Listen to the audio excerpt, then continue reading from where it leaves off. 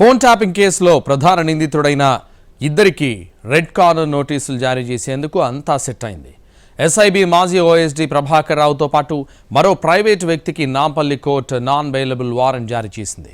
CrPC section 73 కింద arrest warrant జారీ చేయాలని ఇన్వెస్టిగేషన్ టీం కోర్టులో పిటిషన్ దాఖలు చేయగా న్యాయస్థానం అందుకు అనుమతించింది. దీంతో ఇద్దరు నిందితులకు రెడ్ కార్నర్ నోటీస్ జారీ అవసరమైన చర్యలు చేపడుతున్నారు అధికారులు. రాష్ట్రంలోనే కాదు దేశవ్యాప్తంగా సంచలనం సృష్టించిన కేసు ఫోన్ ట్యాపింగ్. రాష్ట్రంలో ఫోన్ ట్యాపింగ్ జరిగిన తీరు, అందులోనూ చట్టాన్ని కాపాడాల్సిన పోలీస్ ఉన్నతాధికారులే ట్యాపింగ్కు పాల్పడిన ఘటన ఇది. ఈ సంఘటన ఒక్కసారిగా రాజకీయ నాయకుల్లో గుబులు పుట్టించింది. తమ ఫోన్లు ట్యాప్ అవుతున్నాయని తెలిసిన వారు తీవ్ర ఆందోళనకు గురయ్యారు. అంతేకాదు స్పెషల్ ఇంటెలిజెన్స్ బ్రాంచ్ ఫోన్లను ట్యాపింగ్ చేసింది. అందులో పనిచేసే అధికారులు ఈ ఫోన్ ట్యాపింగ్లో పూర్తిగా ఇన్వాల్వ్ అయ్యున్నారు. సంఘ విద్రోహ శక్తులు, మావోయిస్టులు, ఉగ్రవాదుల ఫోన్ నంబర్లు ట్యాప్ చేయాల్సి ఉంటుంది ఎస్ఐబి అధికారులు. కానీ కొంతమంది రాజకీయ నాయకుల వ్యక్తిగత జీవితాలకు సంబంధించిన సమాచారాన్ని ఇల్లీగల్గా సేకరించారు. ఇదే ఇప్పుడు అధికారుల మెడకు చుట్టుకుంది. స్పెషల్ ఇంటెలిజెన్స్ బ్రాంచ్ కేంద్రంగా సాగిన ఫోన్ ట్యాపింగ్ వ్యవహారంలో మొదట ప్రణీత్ రావు అరెస్ట్ జరిగింది. విచారణలో అతను చెప్పిన సమాచారం ఆధారంగా పోలీస్ అధికారులు భుజంగరావు, తిరుపతన్నలతో పాటు రాధాకిషన్ రావులను అరెస్ట్ చేసి రిమాండ్కు తరలించారు.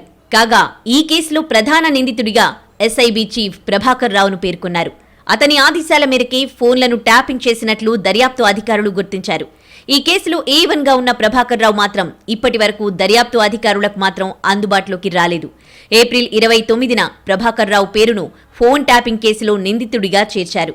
వాస్తవానికి మార్చి 10నే ఈ కేసులో ఎఫ్ఐఆర్ నమోదు కాగా అప్పట్లోనే ప్రభాకర్ రావు ప్రమేయంపై ఆరోపణలు వ్యక్తమయ్యాయి.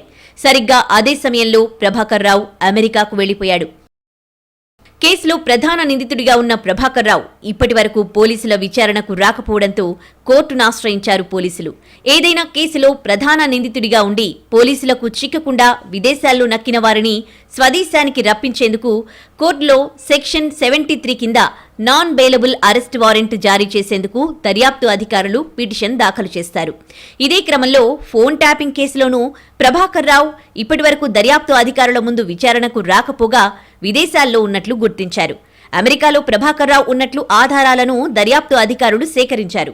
వీటి ఆధారంగా కోర్టులో సెక్షన్ 73 కింద నాన్ బెయిలబుల్ వారెంట్ కోసం నాంపల్లి కోర్టులో పిటిషన్ దాఖలు చేశారు పోలీసులు. విచారించిన కోర్టు సెక్షన్ 73 కింద ప్రభాకర్ రావుపై నాన్ బెయిలబుల్ అరెస్ట్ వారెంట్ జారీ చేసింది. ఈ వారెంట్ ఆధారంగా ప్రభాకర్ రావుపై రెడ్ కార్నర్ నోటీస్ జారీ చేయించేందుకు అవసరమైన చర్యలు చేపడుతున్నారు అధికారులు. రెడ్ కార్నర్ నోటీస్ జారీ కావాలంటే చాలా ప్రాసెస్ కంప్లీట్ చేయాల్సి ఉంటుంది. దర్యాప్తు సంస్థ తాము నమోదు చేసిన కేసులోని నిందితులు విదేశాల్లో ఉన్నట్లు ధృవీకరించిన తర్వాత సిబిఐని సంప్రదించాల్సి ఉంటుంది. అయితే తెలంగాణలో సిఐడి మినహా ఇతర సంస్థలు నేరుగా సిబిఐని సంప్రదించే అవకాశం లేదు. దీంతో ప్రస్తుతం ఫోన్ ట్యాపింగ్ కేసును దర్యాప్తు చేస్తున్న అధికారులు ఈ కేసులో ప్రధాన నిందితుడిని విచారించాల్సిన అంశాన్ని వివరిస్తూ సిఐడికి సమాచారం అందజేస్తారు. సిఐడి ఆ వివరాలతో సిబిఐకి లేఖ రాస్తుంది. అనంతరం సిబిఐ అధికారులు ఫ్రాన్స్ దేశంలోని లియోన్లో ఉన్న ఇంటర్పోల్ అధికారులను సంప్రదిస్తారు. వారి నిర్ణయం ఆధారంగా నిందితులపై రెడ్ కార్నర్ నోటీస్ జారీ చేస్తారు. సదరు నిందితులు ఏ దేశంలో ఉంటే ఆ దేశ దర్యాప్తు సంస్థలు వారిని డీపోర్ట్ చేస్తాయి. ప్రస్తుతం ఫోన్ ట్యాపింగ్ కేసులో నిందితుడు ప్రభాకర్ రావు అమెరికాలో ఉన్నట్లు తేలడంతో యుఎస్ డిపార్ట్మెంట్ ఆఫ్ జస్టిస్ అతన్ని డిపోర్ట్ చేయొచ్చని భావిస్తున్నారు. అయితే ఈ ప్రాసెస్ అంతా పూర్తి కావడానికి నెల రోజులకు పైగా సమయం పడుతుంది. జూన్ మొదటి వారంలో తాను విచారణకు హాజరవుతానని ప్రభాకర్ రావు ఇప్పటికే దర్యాప్తు అధికారులకు చెప్పినట్లు తెలుస్తోంది.